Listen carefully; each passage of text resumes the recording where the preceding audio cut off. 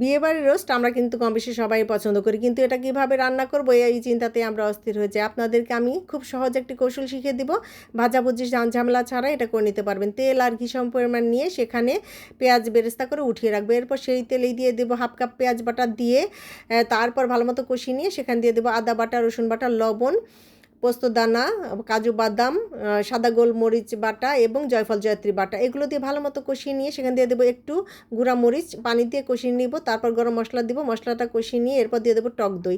এগুলো দিয়ে কষিয়ে তেল উপরে উঠে আসলে দিয়ে দিব আগে থেকে কেটে বেছে ধুয়ে রাখা একটি দেশি মুরগি রোস্টের সাইজ। আমি দেশি মুরগি দিয়ে করছি, আপনারা চাইলে ব্রয়লার বা কক দিয়ে করতে পারেন। ঢাকনা দিয়ে ঢেকে বেশ কিছুক্ষণ রান্না করবো। ঢাকনা খুলে নেড়ে চেড়ে দিয়ে দেবো আস্ত কাঁচামরিচ। এরপর নেড়ে চেড়ে ঢাকনা দিয়ে বেশ কিছুক্ষণ লোহিটে রান্না করব। এরপর ঢাকনা খুলে দিয়ে দেবো পানি, আপনারা চাইলে লিকুইড দুধও দিতে পারেন। ঢাকনা দিয়ে ঢেকে রান্না করব বেশ কিছুক্ষণ। এর মধ্যে মাংসটা কিন্তু সফট হয়ে রান্না হয়ে আসবে। দিয়ে দেবো পেঁয়াজ বেরেস্তার মধ্যে চিনি আর একটু লেবুর রস, উপরে দিয়ে কেওড়া জল দিব।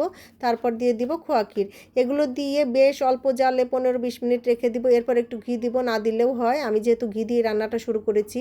কিশমিশ দিয়ে দিলাম। ঢাকনা দিয়ে ঢেকে লো হিটে 10 মিনিটের মতো রেখে দিব। আর এরপরেই তৈরি হয়ে যাবে মজাদার একটি চিকেন রোস্ট। এটা এত মজা হয়, তার এত তাড়াতাড়ি হয়, কোনো ভাজাভুজি লাগে না, কোনো কিছু না, খুবই ঝটপট হয় আর এটা খেতেও খুব দুর্দান্ত হয়। এভাবে একবার আপনারা বানিয়ে দেখবেন আর আমাকে কমেন্ট করে জানাবেন কেমন হলো। গরম গরম পোলাওয়ের সঙ্গে এটা সার্ভ করবেন।